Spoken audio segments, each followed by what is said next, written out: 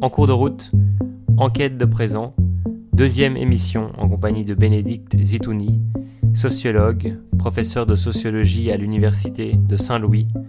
Dans la première émission, nous avons interrogé la pratique de la sociologie, l'héritage de Pierre Bourdieu, mais aussi celui de Bruno Latour. Nous avons évoqué certains ouvrages dont Les faiseuses d'histoire, ce que les femmes font à la pensée. Aujourd'hui, il sera également question de femmes, de leur lutte, de leurs rêves. Nous parlerons surtout d'un livre publié en 2016 aux éditions Cambourakis de Alice Cook et Gwyn Kirk, Des femmes contre des missiles, rêves, idées et actions à Greenham Common.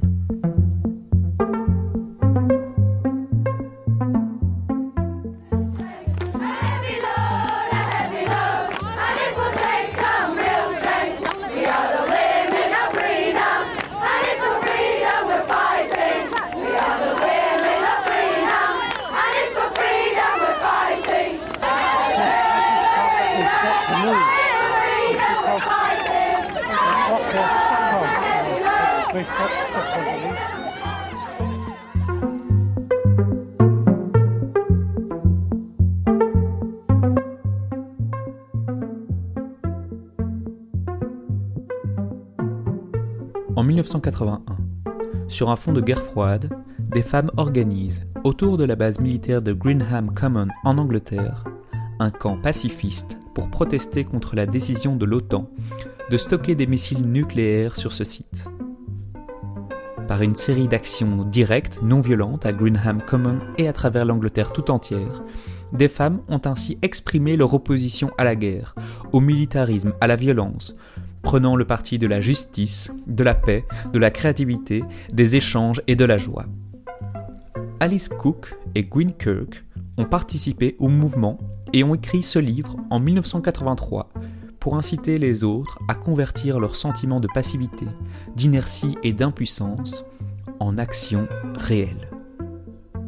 La clairvoyance, le courage et l'exubérance de ces femmes de Greenham peuvent aujourd'hui encore servir de modèle aux activistes. Dans sa préface, Bénédicte Zitouni revient sur cette puissante expérience collective qui a duré près de 20 ans et met en lumière l'héritage que nous pouvons en tirer à une époque où l'avenir est incertain.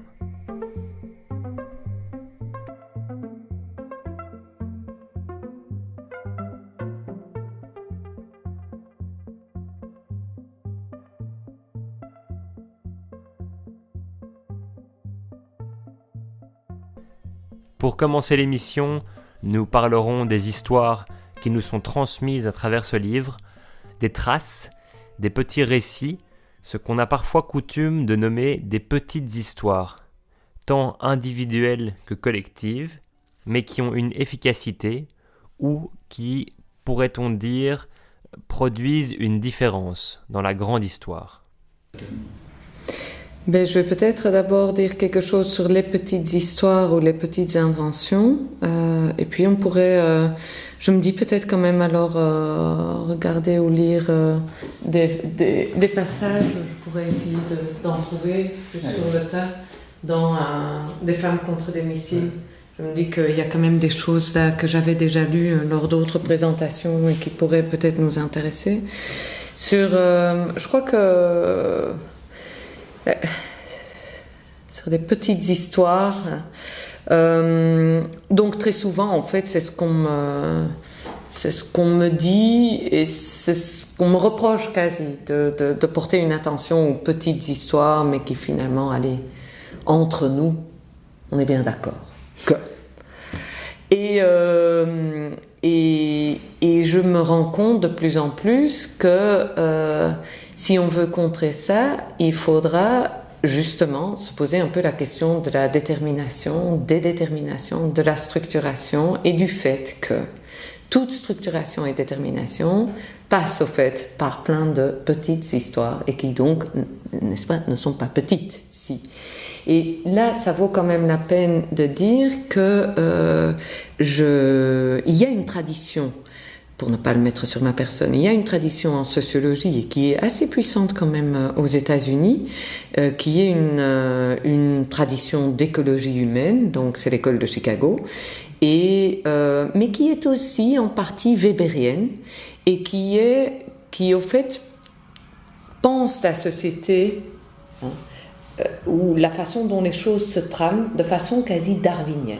Et je dis quasi darwinienne, mais je crois que Weber, dans ce texte sur les sciences de l'entendement, il parle de Darwin et il dit, c'est-à-dire, c'est un ensemble de mutations assez obscures qui vont dans tous les sens, mais tout à coup, et c'est ça les affinités électives, des mutations se rencontrent et vont commencer à se renforcer les unes les autres et vont pouvoir amener des grands chamboulements, en fait.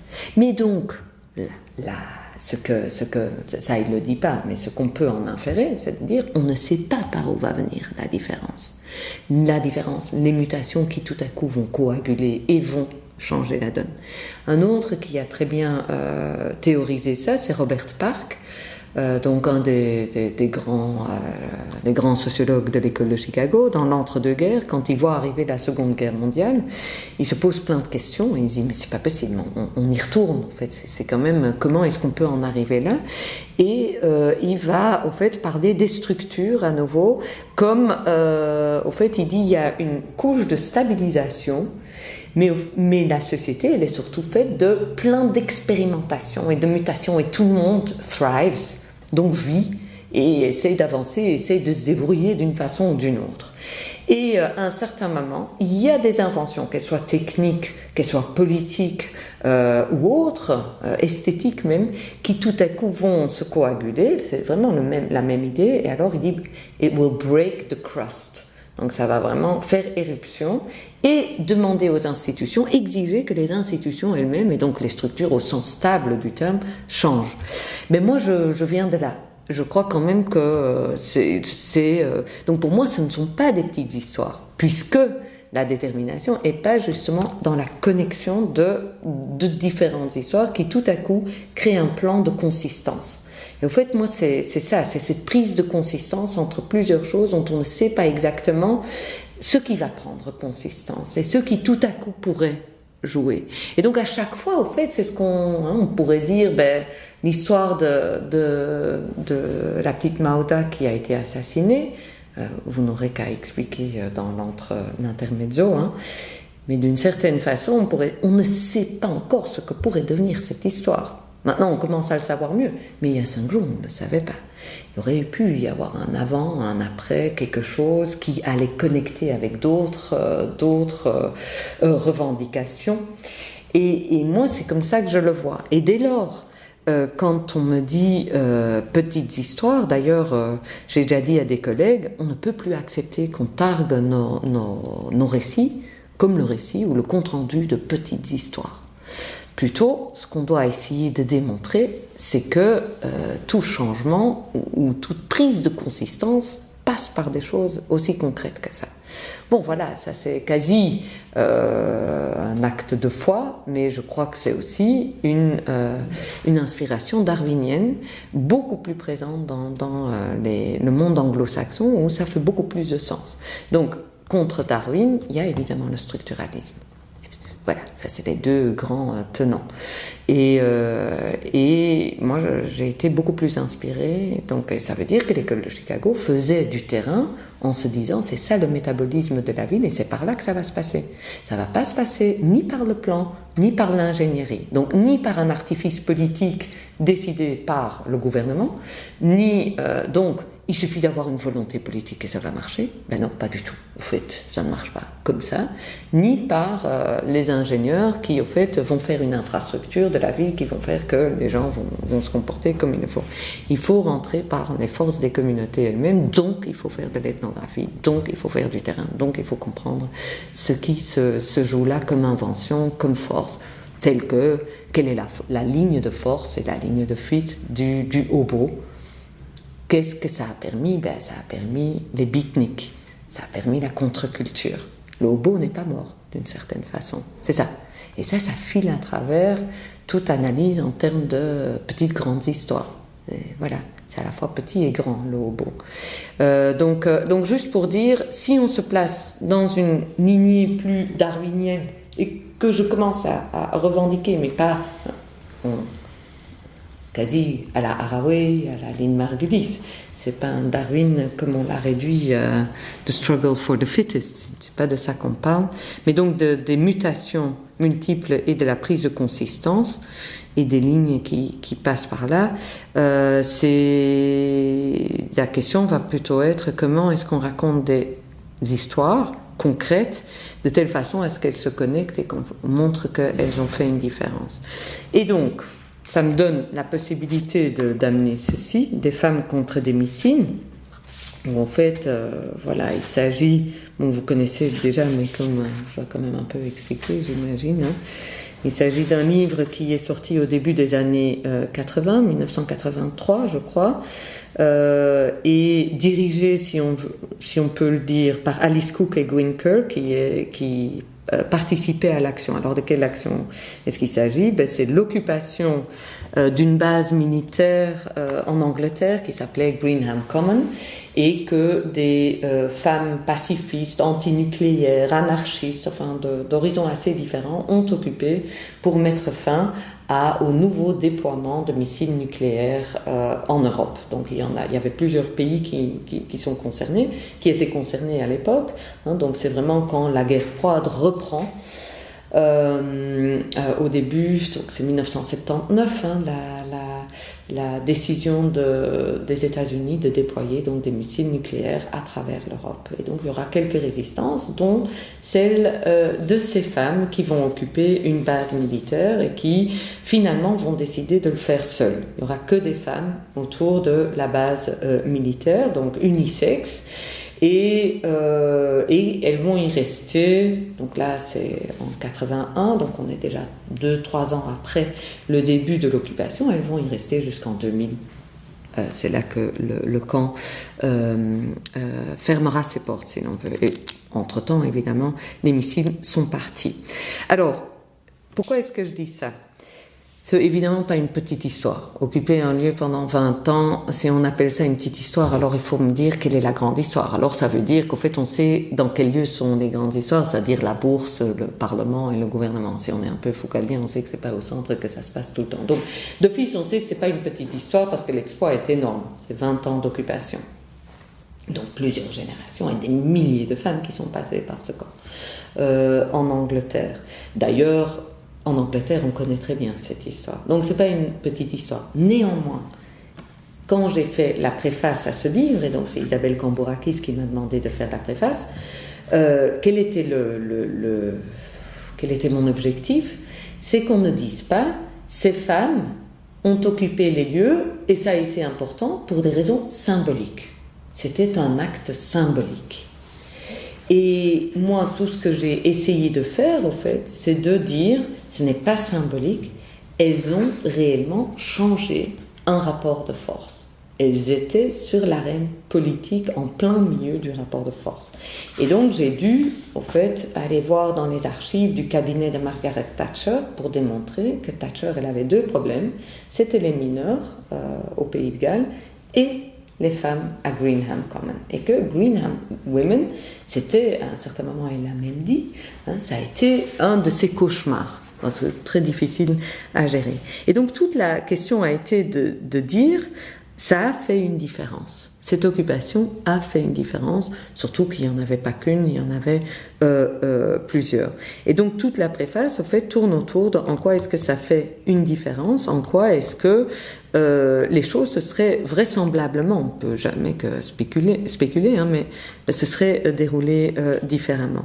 Donc, juste pour dire, on a deux grands ennemis, c'est quand on nous dit c'est une petite histoire, attendez, sur quelle échelle, à partir de quel lieu d'importance. D'abord, explicitez-nous quelle serait la grande, comme ça on peut un peu commencer à parler, donc moi je ne l'accepte plus. Et de deux, c'est de dire, ah oui c'est vrai, c'est important, et elles sont vraiment importantes, sympas et tout ça, c'est une action symbolique. Je n'en peux plus de ce mot symbolique.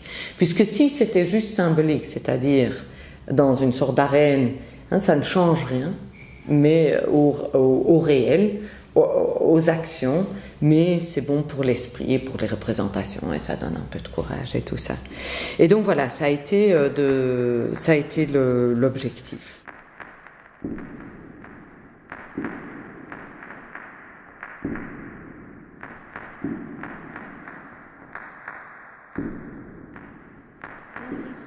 Women campers for peace, breaking the law, so there'll be no more war. We don't want your laws, we don't like your cause, we won't fight your wars, chant down Greenham. 35,000 women for peace, embracing the base, so there'll be no more war. We don't want your crews, we have life to lose, it's not too late to choose, chant down Greenham. More and more women reflecting the base, stating our case, so there'll be no more war.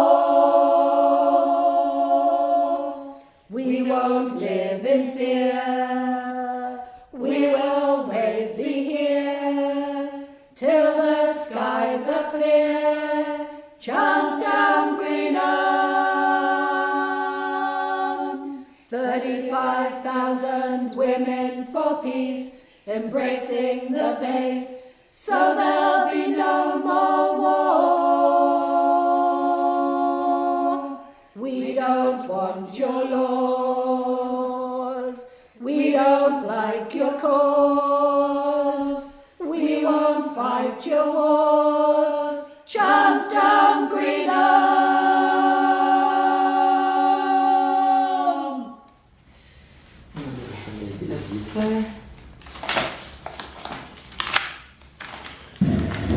De chercher les archives que j'avais finalement pris en photo chez Alice Cook. Parce que c'est des archives de rêves, elle a collectionné des rêves. S'il les trouve, ça pourrait encore être chouette à lire. Mais je ne sais plus où j'ai mis ça. Voilà, Ah, voilà. Je les ai. C'est les rêves. Voilà, alors je vais voir un peu.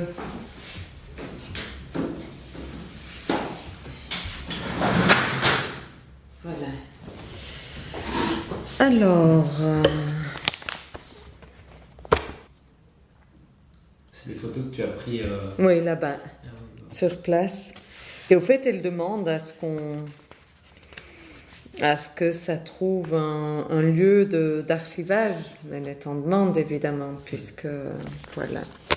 Alors, je ne sais pas très bien, je dois de toutes les façons peut-être d'abord expliquer. Donc voilà, s'il y a des choses à lire, j'aimerais peut-être vous lire les rêves que Alice Cook a récoltés. Et donc, ce sont des rêves qu'on appelle des rêves nucléaires, qu'elle appelle les rêves nucléaires, mais apparemment, elle n'est pas la seule à dire ça, c'est-à-dire, on rêve de la catastrophe qui vient. La catastrophe est tellement palpable que la nuit, on se fait déjà des scénarios de qu'est-ce qui va se passer si la bombe tombe. Donc, c'est à se demander, évidemment, si il y a des rêves du cataclysme environnemental. Moi, j'en ai pas encore entendu parler, mais je sais qu'Alice Cook, maintenant, est en contact avec des gens aux États-Unis, puisqu'apparemment, il y a à nouveau des rêves nucléaires qui reviennent avec l'élection de Trump. Donc, c'est totalement lié à une atmosphère politique, à la géopolitique, mais qui est intégrée comme cuite de la situation et comment faire face à cette situation-là. Alors je crois que c'est évidemment, il faut savoir que dans le livre des femmes contre des missiles, tout le premier chapitre est consacré à ces rêves. Donc la plupart des femmes qui sont allées sur les lieux, en tout cas au début des années 80, étaient dans une situation de désespoir assez grave. Enfin, dans le sens, non, elle vivait un désespoir qui est un désespoir lié donc à cette guerre nucléaire qui vient et où il faut se remettre un peu dans le contexte. Donc, on a vraiment des enquêtes d'opinion publique de la fin des années 70, début des années 80. La plupart, une grande majorité des gens interrogés pensaient vraiment qu'on allait connaître une guerre nucléaire d'ici 2000. Donc tout le monde pensait qu'elle était imminente. Et voilà, moi je trouve que de commencer un livre sur une occupation de base militaire avec la récolte finalement, la transcription de rêves, je trouve ça assez génial. Et donc la plupart de ces femmes vont dire que enfin, dans ces camps ou ces squats autour de la base, elles pouvaient en parler sans qu'on en rie, sans qu'on dise « oui, mais enfin, c'est une sorte de réaction hystérique au danger ». Ben non, en fait, danger, il y a. Et c'est ce qu'à un certain moment, on se disait aussi avec Alice Cook, c'est étonnant qu'il n'y en ait pas par rapport à l'environnement. Parce que si ça rentre dans nos rêves, c'est que c'est devenu palpable et que ça nous affecte au premier plan d'une certaine façon. Donc ces rêves, moi je trouve que c'est une chose assez fascinante et c'est une des choses qui m'avait quand même marqué quand tout à coup à Berkeley, donc j'ai eu ce livre en main, j'ai dit là il se passe autre chose, des femmes qui transcrivent les rêves d'autres femmes. Alors je ne vais pas reprendre les rêves qui sont dans ce livre-ci, mais je vais vous en lire donc des rêves qui ont été transcrits par Alice Cook, parce que ce qu'il faut savoir, donc Alice Cook, c'est juste avant le camp, l'établissement du camp, elle envoie une annonce dans un magazine anarchiste et féministe, 2 magazines, elle dit « Est-ce qu'il y en a d'autres qui rêvent comme moi ?» Et elle a énormément de réponses. Et voilà, je vais juste vous en lire l'un ou l'autre. Voilà. Donc ici, il s'agit d'une femme qui dit travailler ses rêves. C'est comme ça qu'elle commence sa lettre, les noter et faire attention. Les rêves apocalyptiques sont apparus il y a 2 ans, en 1979, dit-elle. Donc c'est une lettre qui date de 1981. Et elle en a, disons, un rêve par semaine. Et elle en transcrit 3, même plus, mais bon, moi j'en ai pris 3. Alors, rêve.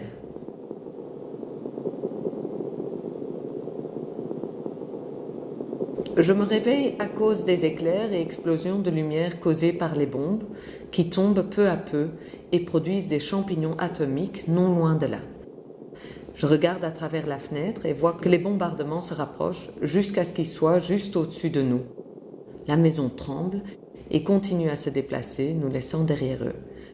Je me retrouve en train de voler au-dessus de la ville en ruine. Puis, je me retrouve dans un cortège de survivants menés vers un camp par les envahisseurs. Donc là, il y a des envahisseurs. Il y a 2 camps, un qui mène directement à la mort et l'autre à la survie. Je choisis le second, ça ne manque pas d'humour aussi, ces rêves, et me retrouve avec plein d'autres gens qui s'échappent par les trous dans la clôture du camp. Je m'échappe moi aussi, avec l'aide de mon chien, je vole à nouveau au-dessus de la ville à la recherche de gens. Voici mon plan, rassembler un groupe de gens équipés pour la survie et recommencer. Nous sauvons une vieille femme avec pas mal de sagesse et nous la mettons à l'abri loin des soldats. Elle porte un chat. Puis nous retournons au camp et sauvons mon mari et un groupe d'enfants. Et nous partons. Et c'est la fin du rêve.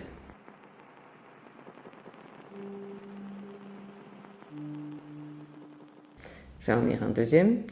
Je vis dans une ville, il fait nuit et les bombes commencent à tomber.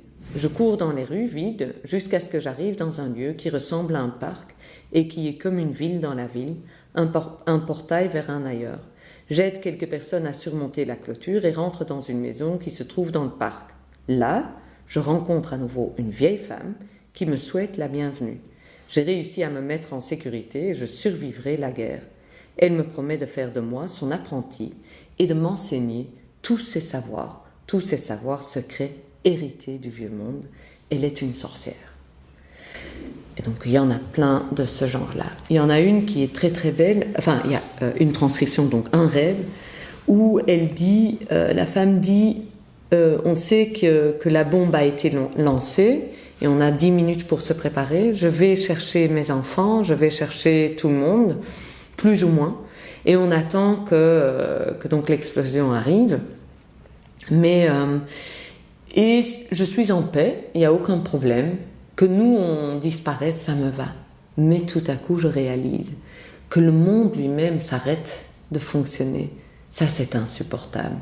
Et alors, elle regarde les feuilles des arbres et dit que la vie ne continuera pas après ma mort. C'est ça le problème. Et donc, en fait, c'est dans pas mal de rêves, on a tant la transmission des savoirs, par où ça va passer, comment on va faire, ou la tristesse, elle ne porte pas sur moi-même, et c'est ça qui est assez joli, c'est qu'on se rend compte, la plupart, on serait tenté de dire, au fait, c'est une sorte de peur de la mort, mais c'est pas ça, c'est la continuité du monde lui-même qui est mise en péril. Et je crois, et c'est pour ça que ça m'a marqué quand j'ai lu ce livre, qu'il y a quelque chose du même ordre quand on parle des espèces, de l'extinction des espèces, des pollutions irréversibles, c'est que la continuité du monde est en jeu. Et que ces femmes-là, elles ont eu le courage, mais il ne faut même pas parler de courage, elles ont eu aussi une joie de se retrouver là, parce qu'elles voulaient retravailler à la possibilité même que le monde continue. Et donc, il y a pas mal de rêves qui vont tourner soit autour des vieilles femmes, des sorcières, de comment on va transmettre, soit autour de cette notion, il y a plein d'autres idées, mais le monde s'arrête et c'est insupportable. C'est pas moi qui suis en cause. Ah oui, ça c'est assez drôle. J'ai rêvé d'un holocauste nucléaire. Cela avait commencé dans mon jardin. Ça aussi, je trouve ça assez drôle. Et j'ai finalement réussi à l'éteindre avec la poudre bleue de l'extincteur. M'incombait alors la tâche de voler autour du monde afin de répandre la nouvelle comme quoi l'holocauste nucléaire pouvait être maîtrisé. C'était si beau, si agréable, je montais et descendais des avions et progressais en atteignant de plus en plus de foule à travers le monde. Je me souviens que quelqu'un m'a demandé où était mon compagnon. Et j'ai répondu « Oh, Malcolm, il est occupé à sauver le tiers-monde lui aussi. » C'est étrange, tiers-monde, c'est assez intéressant. C'est étrange à quel point ces rêves étaient plaisants, enjoyable, car je prenais au sérieux la menace d'une guerre nucléaire. Et donc beaucoup de femmes disent que quand elles sont là autour du camp, ce n'est pas parce qu'elles sont courageuses, qu'elles sont des super militantes, mais qu'enfin elles sortent de leur désespoir et elles ont l'impression de mettre leur corps au travers de la machine de guerre qui est effectivement l'arrivée des missiles sur place.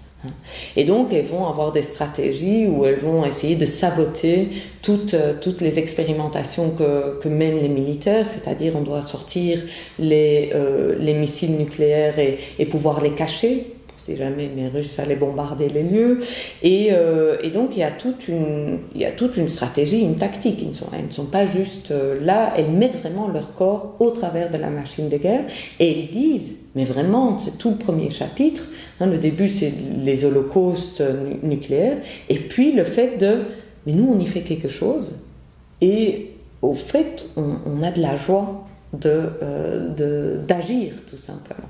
Elles en sortent revigorifiées et c'est pour ça qu'elles reviennent. Elles sont revivifiées par l'expérience et donc comme je le montre aussi dans la préface, elles font une différence. Donc ça c'est le genre d'histoire qui demande à être racontée d'une certaine manière pour qu'on y voit un certain potentiel. Et donc moi par exemple, ce que je me demande maintenant c'est qu'est-ce qui fait qu'on est oui ou non affecté? Est-ce que, par exemple, il y a les rêves? Ça m'intéresserait de voir s'il y a des gens qui rêvent de la non-continuité de la Terre. Il doit y en avoir. Mais moi, je n'en connais pas, par exemple. Et je crois que ça demande une certaine connexion à ce qui est en train de se tramer. Et donc j'ai découvert depuis lors qu'au fait, dans l'arrivée du régime nazi, social-nationaliste en Allemagne, dans les années 30, il y a aussi eu des cauchemars, mais de dictature. Et donc une femme a récolté tous ces cauchemars. Et c'était très souvent sur un homme en uniforme me demande de faire ça, j'ose pas résister, mais en même temps je ne veux pas le faire, et comment je me dérobe à ce qui se fait. Mais donc, au fait, on sentait où on allait déjà à ce moment-là. Donc là, je crois que de dire aussi que les rêves, et c'est pour ça, ces rêves, idées et actions, les rêves sont partie prenante ou intégrale de l'action qui est menée là-bas. Mais ça, c'est par exemple le genre de choses qu'on peut peut-être apprendre, ou quel est le type de sensibilité qui est à cultiver. Pourquoi ? Parce que elles font ces rêves, mais ce n'est qu'à partir du moment. Bon, alors il y a des gens qui disent que ce n'est pas vrai, mais moi je le crois quand même. C'est à partir du moment où on se les raconte et on se les partage autour d'un feu de camp là-bas, que ça commence à avoir une réelle importance. Donc c'est ça aussi, d'une certaine façon. Et parfois, elles se laissent porter par les histoires qu'elles se racontent, même parfois des mythes. Et on a des histoires comme ça, je ne sais pas si je l'ai ici, non, je ne crois pas que je l'ai ici, où à un certain moment, elles parlent il y en a une autour du feu, et elles disent moi j'ai entendu parler d'un effondrement des terres à cause de changement de nappe phréatique, parce qu'il y a les mines pas loin de là. Ah oui, donc ça arrive, mais ce serait génial si ça arrivait ici. Tu t'imagines que la base militaire tout à coup s'effondre. Et donc elle se raconte ça, et commence la parole circule, et c'est pour ça qu'elle disait qu'il fallait pas d'hommes dans la bande, parce que les hommes arrêtent court à tout ça. Donc elles se font du plaisir à se raconter des histoires, et petit à petit elles se lèvent, et il y a plein d'autres femmes qui vont venir avec elles, et elles vont jusqu'à, au fait, déstabiliser, renverser la grille de la base militaire. Et on a maintenant des témoignages de soldats de l'autre côté qui disaient c'était d'un impressionnant, parce qu'elles venaient et elles chantaient et elles invoquaient les rivières. Donc elles disaient rivers come to our help, ou rivers this and that. Et donc elles venaient, mais eux ils ne savaient pas ce qui se passait, parce qu'eux ils avaient l'habitude d'affrontements d'un autre type. Là, ils disaient, mais on n'attaque pas, qu'est-ce qu'on doit faire, etc. Et donc, c'est à nouveau des forces qui viennent de lieux qu'on aurait tendance à plutôt trivialiser, à dire, c'est pas ça qui va porter un mouvement.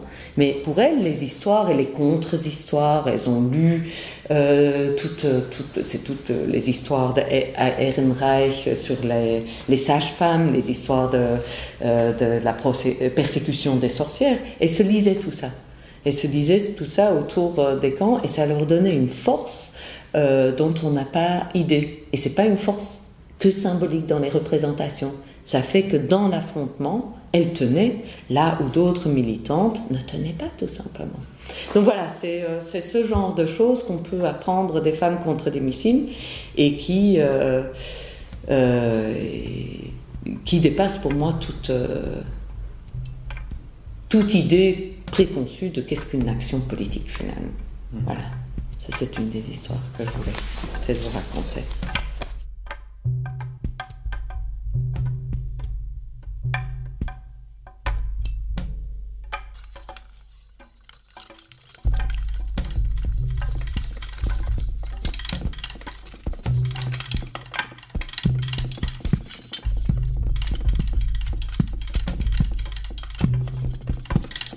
Les premiers pas dans l'illégalité se font dans la gaieté.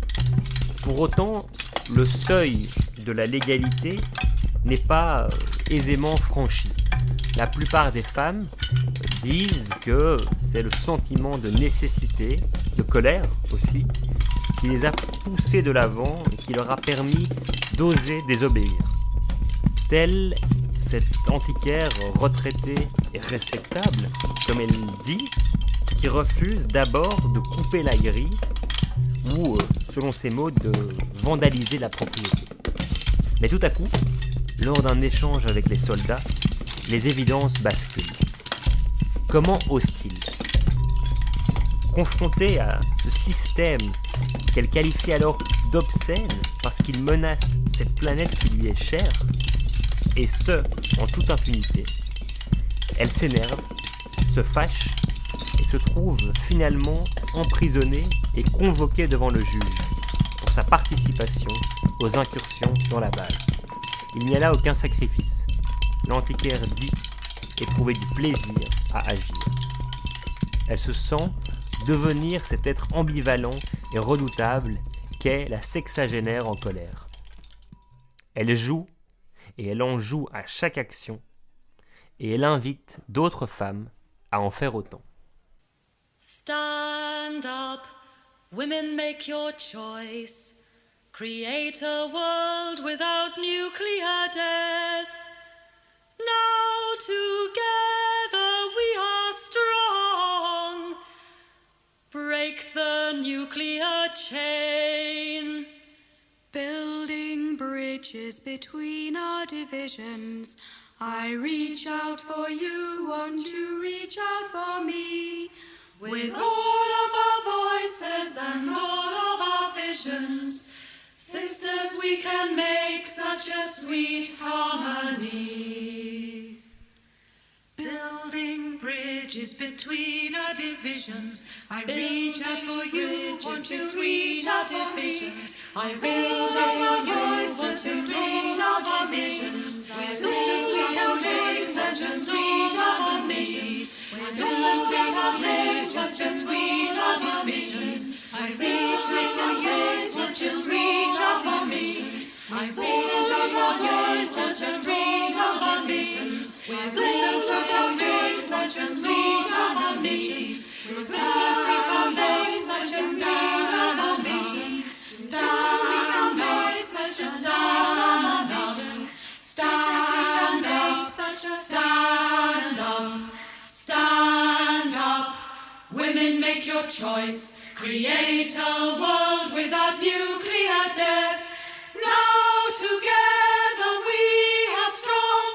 Break the nuclear chain. Et ça, vraiment, si ça vous intéresse, vous allez voir la section. Maintenant, il y a une archive online avec des vidéos et des témoignages. Your Greenham. The Guardian, en fait, les a assez bien soutenus. Les Greenham Women avaient une très très mauvaise réputation. Des salles hippies, boueuses, qui feraient mieux de rentrer chez elles parce que la plupart aussi abandonnaient leurs enfants ou les prenaient, mais pendant les vacances et tout ça. Donc, elles étaient très très mal vues par une certaine opinion publique et par les journaux. Mais The Guardian les a soutenus quand même tout au long. Et a maintenant fait une archive il y a quelques années qui s'appelle Your Greenham. Et là, on voit des actions qui sont loufoques, mais qu'est-ce qu'elles s'amusent. Donc, il y a une action que je raconte souvent parce que le footage est vraiment très intéressant. C'était déguisé en nounours, géant donc, mais englué de miel. Donc plein de miel, c'était des Winnie the Pooh. Et donc l'idée, c'était de juste rentrer sur la base et de semer la pagaille parmi ceux qui devaient alors quand même les sortir de là. On ne peut pas laisser, c'est de la propriété privée. En plus, secret d'État, puisqu'il y a des missiles nucléaires. Donc en fait, à certains moments, elles risquaient beaucoup. Donc au moment où à un certain moment, elles ont occupé, et là j'arrête, mais elles ont occupé le bunker de missiles nucléaires. Là, on a vraiment des témoignages de gens qui disaient elles ont risqué leur vie parce que, a priori, elles ne devaient pas être là. Et ça, c'est l'image qui a fait le tour du monde. C'est 82, Midnight, quand elles vont sur le bunker. C'est cette image-ci. Ouais. Les femmes dansant sur un silo. Et donc, même à Rahway, on parle, ça a été...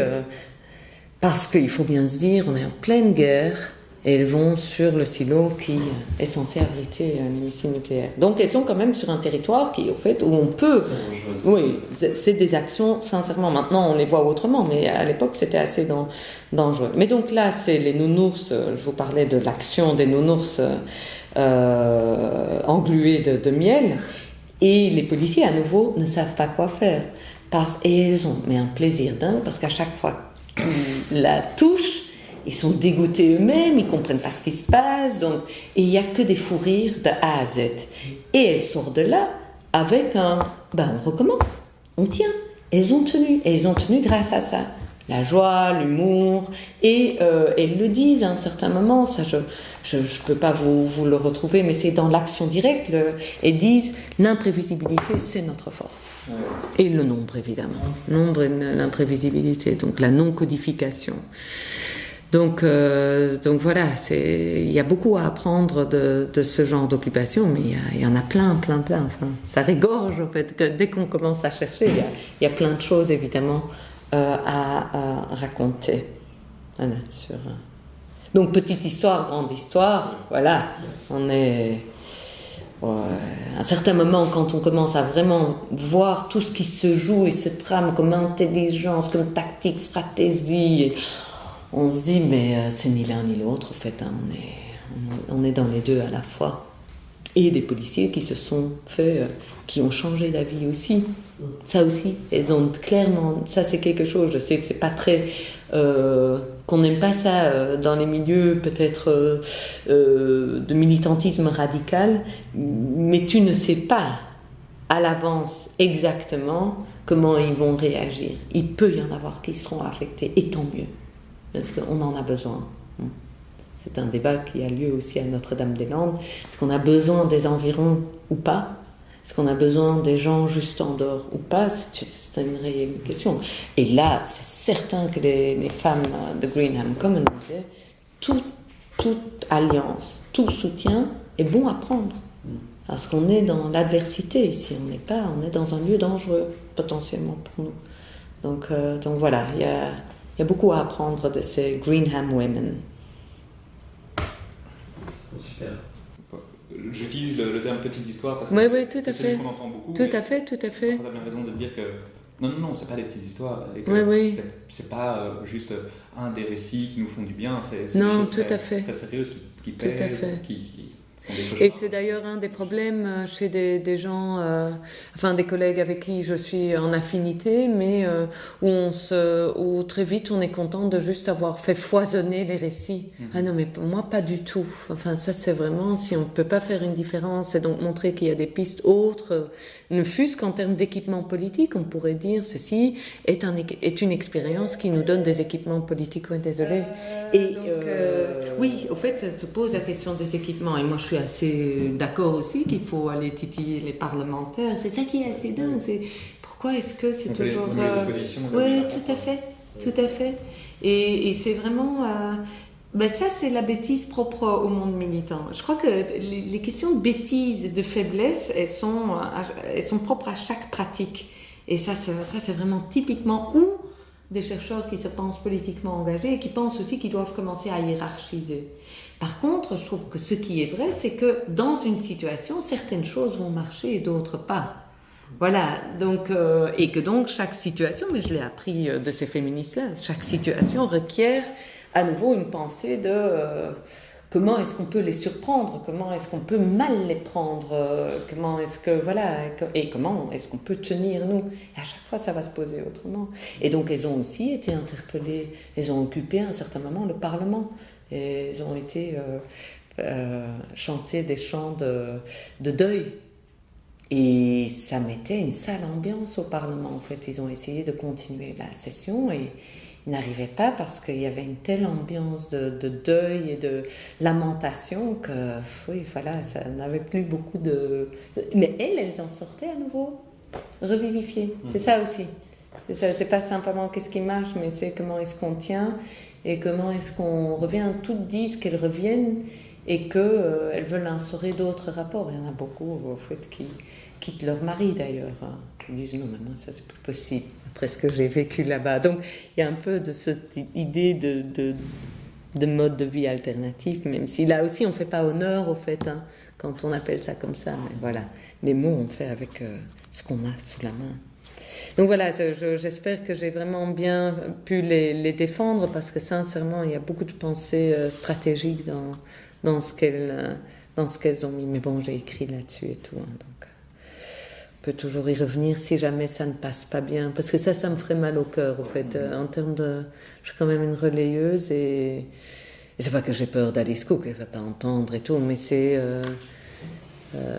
c'est notre responsabilité. Si on peut en ricaner après coup, c'est qu'on l'a pas bien raconté. Je trouve, on n'a pas beaucoup de responsabilités, mais quand même, c'est là où on l'a, quoi. Est-ce qu'on disait un peu la fois passée, qu'est-ce que c'est parler de vent ou parler de Oui, oui, tout à fait. On n'a pas envie de décevoir, on n'a pas envie d'abîmer. Tout à fait. Oui, et de dire, il y a une force là que je veux transmettre, on peut en apprendre, quoi. On peut en apprendre de ces expériences.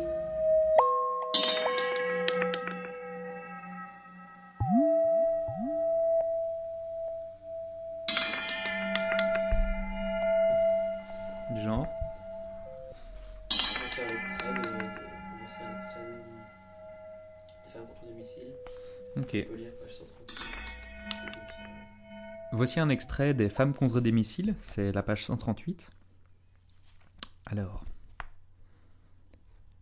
quelle que soit la situation, les autorités tentent toujours d'imposer leur propre interprétation, revendiquant l'initiative et tentant de définir à notre place ce que nous pouvons ou ne pouvons pas faire.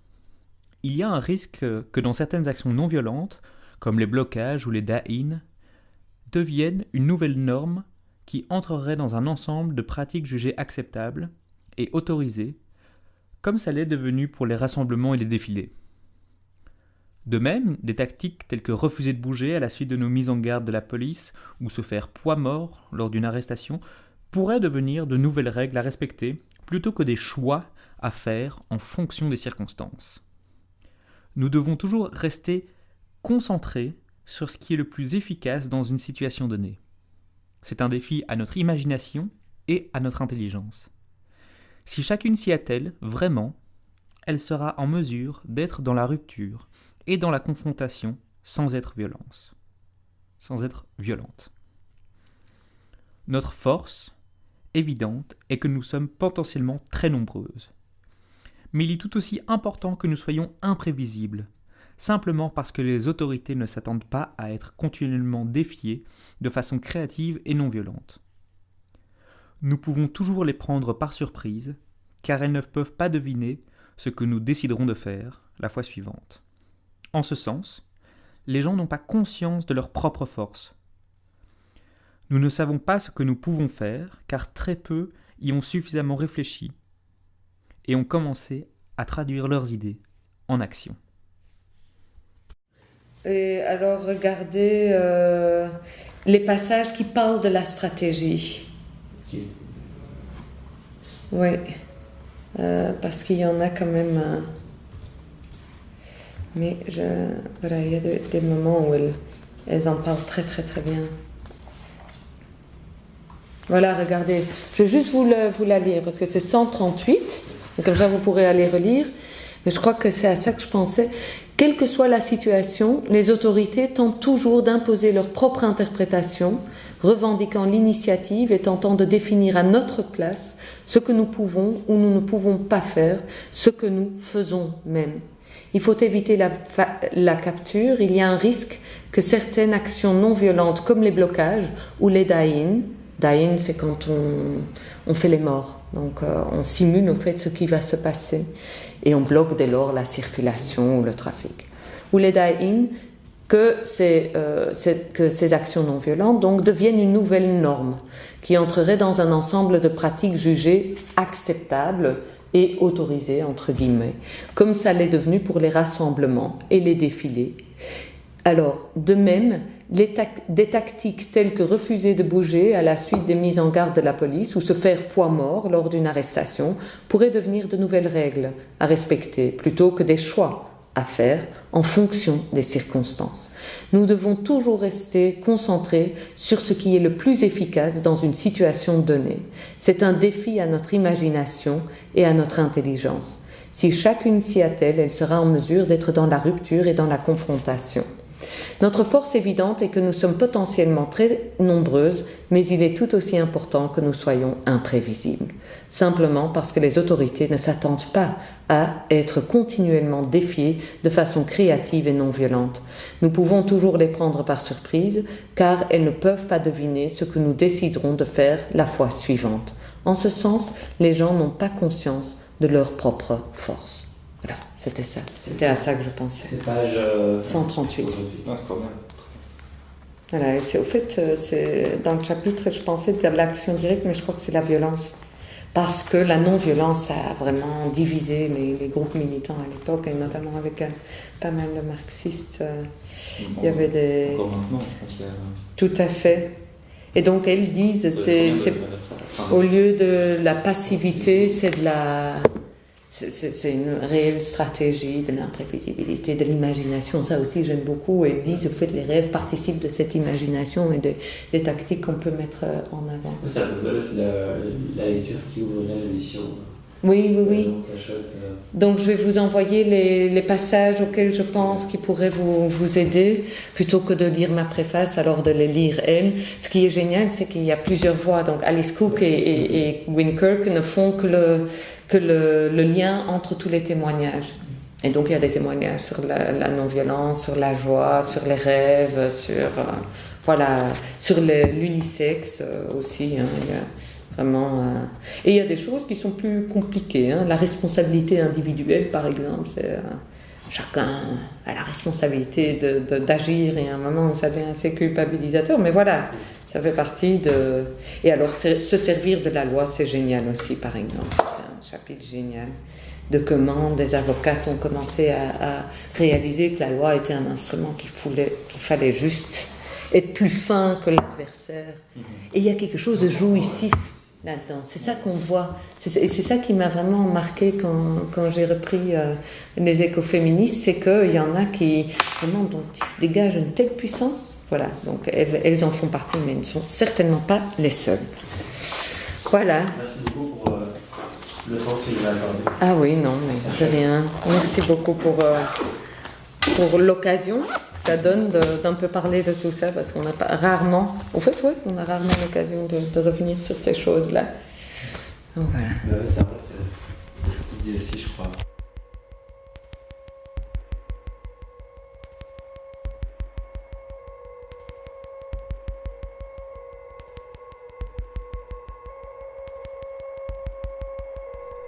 Le symbole le plus souvent associé au mouvement des femmes pour la paix, c'est une toile tissée. Sur une toile d'araignée, chaque fil est très fragile, mais tissés les uns avec les autres, ils forment un ensemble fort et cohérent. Une toile qui est formée de quelques liens, c'est fragile, ça peut être cassé. Mais plus elle comporte de fils, plus elle est forte. C'est ça, c'est un très bon parallèle avec la façon dont les femmes ont rajeuni le mouvement pour la paix.